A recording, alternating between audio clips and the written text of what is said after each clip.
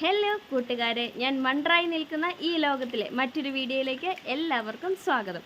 അപ്പോൾ ഇന്നത്തെ വീഡിയോ എന്ന് പറഞ്ഞാൽ പ്രത്യേകിച്ച് ഒന്നുമില്ല, അതാണ് എൻ്റെ വീഡിയോ. കഴിഞ്ഞ പ്രാവശ്യം ഞാൻ പറഞ്ഞ പോലെയൊക്കെ തന്നെ ഇന്നത്തെ വീഡിയോയിലും പ്രത്യേകിച്ച് എക്സ്പെക്റ്റ് ചെയ്യാൻ മാത്രമായിട്ട് ഒരു കാര്യങ്ങളുമില്ല. കഴിഞ്ഞ പ്രാവശ്യം ഞാൻ എൻ്റെ നാട്ടിലെ കുറച്ച് കാര്യങ്ങൾ കാണിച്ചു. പക്ഷേ അതിൻ്റെ അകത്തൊരു കമൻറ്റ് വന്നു, എനിക്ക് ഭയങ്കര ഇഷ്ടപ്പെട്ടു കേട്ടോ. സ്ഥലത്തിൻ്റെ പേര് പറഞ്ഞാലല്ലേ ആ സ്ഥലം കാണാൻ വരാൻ പറ്റത്തുള്ളൂ എന്ന്. കറക്റ്റല്ലേ? ഞാൻ പറഞ്ഞില്ലായിരുന്നു ഏത് സ്ഥലമാണെന്ന്. കേരളത്തിൻ്റെ സ്വന്തം ദൈവത്തിൻ്റെ സ്വന്തം നാടായ കേരളം എന്നൊക്കെ പറഞ്ഞ് ഞാനങ്ങ് സ്റ്റാർട്ട് ചെയ്തതും ശരിയാണ്, ഞാൻ പറഞ്ഞിട്ടുണ്ടായിരുന്നില്ല. അപ്പോൾ എൻ്റെ വീട് കണ്ണൂർ ആലക്കോടാണ്. ഓക്കെ, അപ്പോൾ എനിക്ക് ആ കമൻറ്റ് ഭയങ്കരമായിട്ട് ഇഷ്ടപ്പെട്ടു കേട്ടോ. Thank you. അത് കണ്ടിട്ടാണല്ലോ കമൻറ്റ് ചെയ്തത്, അപ്പോൾ ഞാൻ ഭയങ്കര ഹാപ്പിയാണ്, സന്തോഷം. അപ്പോൾ ഇന്നത്തെ വീഡിയോ എന്ന് പറഞ്ഞാൽ കഴിഞ്ഞ പ്രാവശ്യത്തെ പോലെ പ്രത്യേകിച്ച് കാര്യങ്ങളായിട്ട് ഒന്നുമില്ല. ഞാൻ ഇന്ന് ഇടുന്നത് ഇടുക്കിയിൽ ഞാൻ പോയപ്പം കണ്ട കുറച്ച് നല്ല കാഴ്ചകളാണ്. അപ്പോൾ ഞാൻ അതിന്ന് ഇടാമെന്ന് വിചാരിച്ചു. അപ്പം എല്ലാവരും എൻ്റെ വീഡിയോ ഇഷ്ടപ്പെട്ടാൽ ലൈക്ക് തീർച്ചയായിട്ടും ചെയ്യണം, കമൻറ്റ് മസ്റ്റാണ്. സബ്സ്ക്രൈബിൻ്റെ കാര്യം അത് നിങ്ങളുടെ ഓപ്ഷനാണ്. നിങ്ങൾക്ക് ഇഷ്ടപ്പെട്ടാൽ മാത്രം, എന്നോട് കൂട്ടണമെങ്കിൽ മാത്രം നിങ്ങൾ എൻ്റെ ചാനൽ സബ്സ്ക്രൈബ് ചെയ്താൽ മതി. ഞാൻ ആരെയും നിർബന്ധിക്കുന്നില്ല. അപ്പോൾ എന്തായാലും നമുക്ക് പോകാം ഇടുക്കിയിലെ വിശേഷങ്ങളിലേക്ക്. നമ്മുടെ ഈ കൊച്ചു കേരളത്തെ ദൈവത്തിൻ്റെ സ്വന്തം നാട് എന്ന് വിളിക്കുന്നത് എന്തുകൊണ്ട്? ഉത്തരം പറയട്ടെ ഞാൻ. സമൃദ്ധമായ പ്രകൃതി സമൃദ്ധി, വർഷം മുഴുവൻ അല്ലെങ്കിൽ എല്ലാ സമയത്തും പച്ചപ്പ് നിറഞ്ഞ സസ്യജാലങ്ങൾ, വൈവിധ്യമാർന്ന വനങ്ങൾ, സ്ഫടികം പോലത്തെ തെളിഞ്ഞ നീരുറവകൾ, കടൽ തീരങ്ങൾ, പശ്ചിമഘട്ടത്തിൻ്റെ മനോഹരമായ പ്രകൃതി ദൃശ്യങ്ങൾ എന്നിവയാൽ അനുഗ്രഹീതമായ ഇന്ത്യയിലെ ഏറ്റവും സമ്പന്നമായ ജൈവ വൈവിധ്യ കേന്ദ്രങ്ങളിൽ ഒന്നായതിനാലാണ് കേരളത്തെ, അല്ലെങ്കിൽ നമ്മുടെ ഈ കൊച്ചു നാടിനെ ദൈവത്തിൻ്റെ സ്വന്തം നാട് എന്ന് വിളിക്കുന്നത് എന്ന് ഞാൻ മനസ്സിലാക്കിയിരിക്കുന്നത്. ഇന്ത്യയുടെ പടിഞ്ഞാറൻ തീരത്ത് അല്ലെങ്കിൽ മലബാർ തീരത്ത് സ്ഥിതി ചെയ്യുന്ന ഈ ഇന്ത്യൻ സംസ്ഥാനം പുരാതന രോഗശാന്തിയുടെയും ആരോഗ്യത്തിൻ്റെയും സമ്പ്രദായമായ ആയുർവേദത്തിൻ്റെ ജന്മസ്ഥലം കൂടിയാണ്. അതിലെ ഒരു കൊച്ചു ജില്ലയാണ് നമ്മുടെ ഈ ഇടുക്കി. എന്ത് ഭംഗിയാന്ന് നോക്കിക്കേ കാണാൻ. മലനിരകളുടെ ഇടയിൽ കൂടി കാണുന്ന ആ തേയിലക്കാടുകൾ എന്ത് ഭംഗിയാന്ന് നോക്കിയേ. അവിടെ ഇവിടെയുമായിട്ട് കുഞ്ഞു കുഞ്ഞു വീടുകൾ. നോക്കുന്നിടത്തെല്ലാം സീനറി ആണല്ലോടെ ഉവേ. അസൂയോടെ സഞ്ചാരികൾ ഇങ്ങനെ പറയുന്ന സുന്ദര കാഴ്ചകളുടെ ഒരു പരദീസയാണ് ഇടുക്കി. നിങ്ങളൊന്ന് നോക്കിക്കേ, എന്ത് ഭംഗിയാണെന്ന്, എന്ത് രസമാണ്. നല്ല പച്ചപ്പ് നിറഞ്ഞ സ്ഥലങ്ങൾ,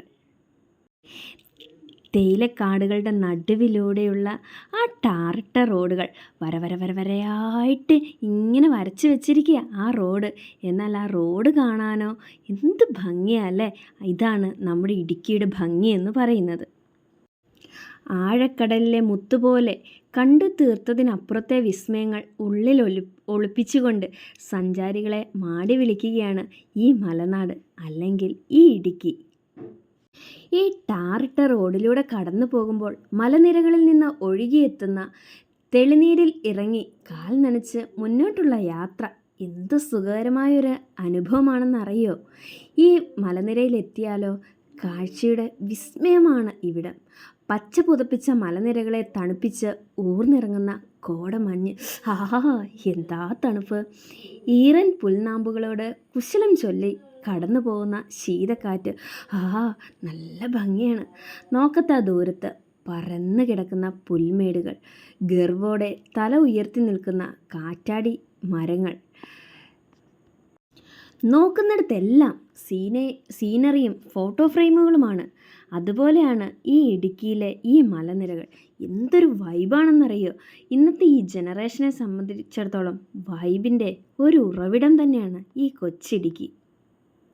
ഈ തേയിലക്കാടുകളുടെ നടുവിലൂടെ ഇങ്ങനെ സഞ്ചരിക്കുമ്പോൾ ഇളം തെന്നൽ കാറ്റുകൾ, മന്ദമാരുതൻ ഞങ്ങളെ തട്ടി തഴുകി പോകുന്നുണ്ടായിരുന്നു.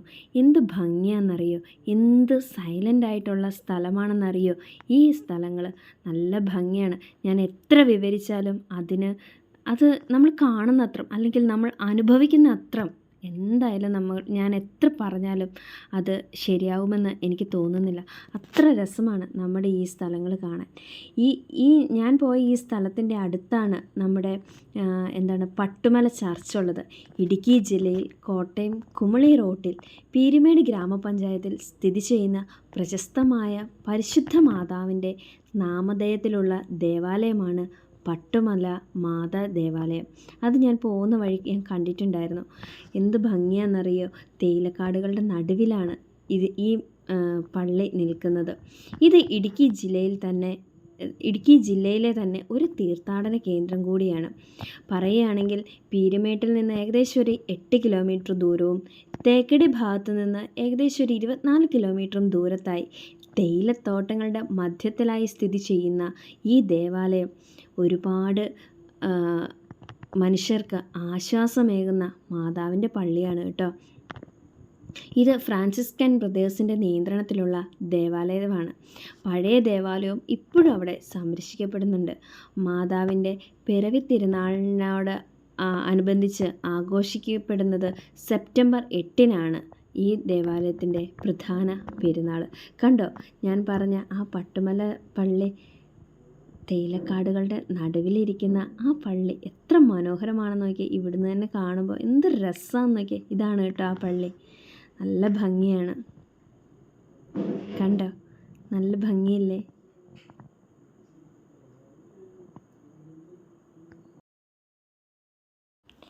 ലോകത്തിലെ തന്നെ പുരാതന സുഗന്ധവ്യഞ്ജനങ്ങളുടെ കലവറയാണ് ഇടുക്കി. മനോഹരമായ ഭൂപ്രകൃതി കൊണ്ട് എന്തുകൊണ്ടും ഇടുക്കി ജനങ്ങളുടെ അഭിമാനമായി മാറിക്കഴിഞ്ഞിരിക്കുന്നു. പച്ചപ്പ് നിറഞ്ഞ കുന്നുകൾ മുതൽ തേയിലത്തോട്ടങ്ങൾ, വനങ്ങൾ, വെള്ളച്ചാട്ടങ്ങൾ, തടാകങ്ങൾ എന്നിങ്ങനെ എല്ലാം ഈ കൊച്ചു ഇടുക്കിയിലുണ്ട്. പ്രകൃതി സൗന്ദര്യവും ലഭ്യമായ നിരവധി പ്രവർത്തനങ്ങളും കൊണ്ട് ഇടുക്കി ഇപ്പോൾ ജനങ്ങളുടെ ഒരു പ്രിയപ്പെട്ട സ്ഥലമായി മാറിക്കഴിഞ്ഞിരിക്കുന്നു. പ്രകൃതി സൗന്ദര്യവും പാരിസ്ഥിതിക വൈവിധ്യവും കൊണ്ട് അനുഗ്രഹീതമായ ഈ കൊച്ചു ഇടുക്കി വിനോദസഞ്ചാരികൾക്കും പരിവേഷകർക്കും വാഗ്ദാനം ചെയ്യാൻ ധാരാളം കാര്യങ്ങളുണ്ട്. ഒരു വർഷത്തിലെ മിക്ക സമയങ്ങളിലും ഇടുക്കിയിലെ കാലാവസ്ഥ അതിമനോഹരമായിരിക്കും. വേനൽക്കാലത്ത് ചൂടും ഈർപ്പവുമുള്ള കാലാവസ്ഥ അനുഭവപ്പെടുമെങ്കിലും ശൈത്യകാലത്തും മഴക്കാലത്തും കാലാവസ്ഥ പ്രസന്നമായിരിക്കും. തണുത്ത ഇളം കാറ്റുകൾ നമ്മുടെ ഇന്ദ്രിയങ്ങളെ ഇക്കിളിപ്പെടുത്തുന്നതാണ് ഏറ്റവും നല്ല കാര്യം. ഇടുക്കിയിലെ കുന്നിൻ പ്രദേശങ്ങൾ വർഷം മുഴുവൻ ഉന്മേഷദായകമായി തണുപ്പുള്ളതും ആനന്ദകരവുമായതുമാണ് എന്നതാണ് ഇവിടുത്തെ ഏറ്റവും വലിയ പ്രത്യേകത. ഇടുക്കിയിൽ ഈർപ്പമുള്ളതും ഉഷ്ണമേഖലാ കാലാവസ്ഥയുമാണ് ഏറ്റവും കൂടുതലായിട്ട് അനുഭവപ്പെടുന്നത്. എല്ലാ സീസണിലും അനുയോജ്യമായ ഒരു സ്ഥലമാണ് ഈ കൊച്ചിടുക്കി എന്ന് പറയുന്നത്. എന്നിരുന്നാലും മഴയ്ക്ക് ശേഷം എല്ലാ സ്ഥലങ്ങളും പച്ചപ്പ് നിറഞ്ഞ ശൈത്യകാലമായ സെപ്റ്റംബർ മുതൽ മാർച്ച് വരെയാണ് ഇടുക്കി സന്ദർശിക്കാൻ ഏറ്റവും അനുയോജ്യമായ ഒരു സമയമെന്ന് പറയുന്നത്. ഈ സമയത്ത് എല്ലാവരും വന്ന് ഇടുക്കി ഒന്ന് കാണണേ. നമ്മുടെ ഈ ഇടുക്കിയിൽ വളരുന്ന സുഗന്ധവ്യഞ്ജനങ്ങൾ എന്തൊക്കെയാണെന്ന് ഞാൻ പറയട്ടെ. 1 കുരുമുളക്, പിന്നെ സുഗന്ധവ്യഞ്ജനങ്ങളുടെ റാണി എന്നറിയപ്പെടുന്ന ഏലം, പിന്നെയോ കറിവേപ്പില, ഇഞ്ചി, സുഗന്ധങ്ങളാലും ഔഷധ ഗുണങ്ങളാലും സമ്പന്നമായ മഞ്ഞൾ, ബേക്കിങ്ങിൻ്റെ ആത്മാവും സത്യവുമായ വാനിലകൾ. ഇവയൊക്കെ ഏറ്റവും പ്രധാനപ്പെട്ട സുഗന്ധവ്യഞ്ജനങ്ങളിൽ ചിലതാണ്. ഇടുക്കിയിലെ ഏറ്റവും വലിയ കൃഷി എന്ന് പറയുന്നത് ഏലവും അതുപോലെ തന്നെ തേയിലക്കാടുകളുമാണ്. തേയിലക്കാടിൻ്റെ നടുവിലൂടെ പാറിപ്പറന്ന് നടക്കാൻ എന്ത് രസമാണെന്നറിയോ. എല്ലാവരും വന്ന് ഈ സ്ഥലങ്ങളൊന്ന് സന്ദർശിക്കണേ.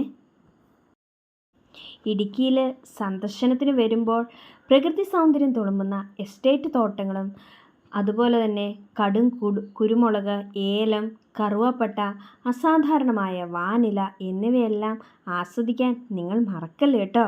അത്ര ഭംഗിയാണ് നമ്മുടെ ഈ കൊച്ചിടുക്കി കാണാനേ. ഓരോ വർഷം കടന്നു പോകും തോറും ലക്ഷക്കണക്കിന് സന്ദർശകരെ ഊഷ്മളതയോടെയും സ്നേഹത്തോടെയും സ്വീകരിക്കുന്ന നമ്മുടെ ഈ കൊച്ചിടുക്കി അക്ഷരാർത്ഥത്തിൽ ദൈവത്തിൻ്റെ സ്വന്തം നാട് തന്നെയാണ്.